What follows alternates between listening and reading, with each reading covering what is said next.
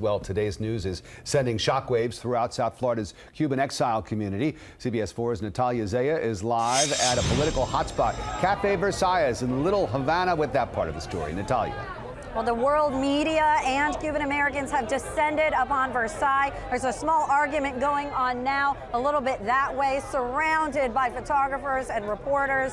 Media from all over the world is here. The focus right now is here on Little Havana. The emotions are running very high on both sides of this.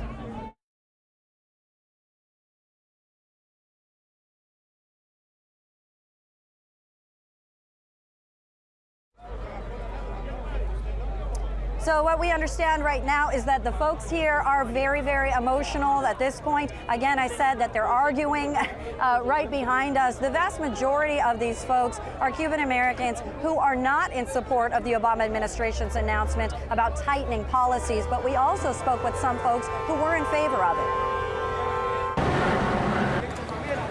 Police are out in force in Little Havana, ensuring everyone is safe as the news of the new foreign policy toward Cuba spreads and anger grows among many Cuban Americans. Asesino! Asesino! Shouting President Obama is a murderer and also calling him a coward, a handful of protesters here outside Cafe Versailles are making clear that they are not on board with the new policy. Some are calling the reestablishment of diplomatic ties with Cuba a betrayal. How about we ask the people who are persecuted in Cuba, the women and the ladies in white, the political prisoners, ask them what they think about sanctions in Cuba. Every single one of them will tell you that they're in support of sanctions against Cuba. Others, though, see the opening up of Cuba as a benefit to the Cuban people and that the focus shouldn't be on the past. They are too stuck on what they went through, what they suffered, that they feel the need to have to feel a vindication for their struggle and a defeat of the regime, and that trumps a more important and lofty aspiration, which is what is best for the Cuban people in the years to come.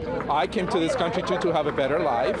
I would have not come to this country if I had a better life in Cuba. And guess what? The Cuban people might now have a better life, and they might not need to leave the country. Miami Mayor Tomas Regalado welcomed protesters to come to Versailles. He says the U.S. is negotiating with a terrorist nation and got little in return for the change in policy. There's no request for free speech. There's no request for freedom of political prisoners. There's no request for a democratic election. And that is what the embargo was supposed to do. So all of the Cuban Americans out here have strong opinions on this. Right now, there's a gentleman that showed up here in an Obama t-shirt, and that was apparently enough to set off some of the Cuban American folks who are here. We heard a lot of kind of shouting and some slogans and some very negative slogans against Obama in Spanish. You saw, though, that there are two sides to this. There are some Cuban Americans who are in support of these sweeping policy changes. It's just a very emotional issue all the way around and a very historic day here in South Florida.